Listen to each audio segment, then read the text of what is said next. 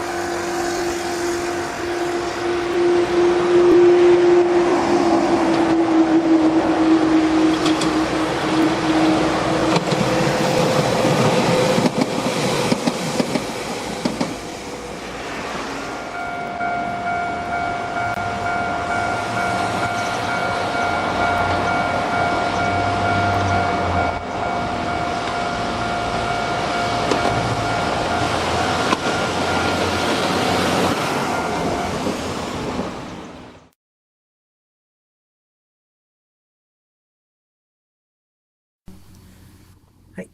動く電車の博物館、ことでん日野線編パート2いかがでしたでしょうか。魅力のある電車たちでしたね。ということで、ただいまこのアフレコをしているのは、3月の8日、もう、あと数秒で3月の9日ですね。3月の9日、まもなく、10、12という、3月の9日の0時でございます。また、アップが遅れておりますが、やはり仕事が忙しいのと体調がいまいちということで、また遅れておりますが、ちょっとこの辺で気合を入れて、アップを進めていこうと思っております。ということで、最近私が気になっていることをちょっと雑談としてお話ししたいかと思います。もの少しでダイヤ改正があるので、その関係の話題とか、あとこの前の新快速の事故だとか、長野県では、上田交通の、赤い鉄橋が治ってっていう話もありますが、私が今一番気になっているのは、実はというと、このニュースです。長野県といえば、信濃毎日新聞なんですが、信濃毎日新聞2月27日付の、記事にありました。須坂市にあるトレンギャラリー長野24年の歴史に幕という記事がありまして、これが大変気になりました。このトレンギャラリー長野というのは、須坂市の、インターの近くにあるんですけれども、野外に長年の2500系、元東急の青ガエル、長年では赤ガエルが、保存してあるんですが、そこに、トレンギャラリー長野という、鉄道模型がたくさんあるところがあるんですが、そこが、間もなく閉めるというところですね。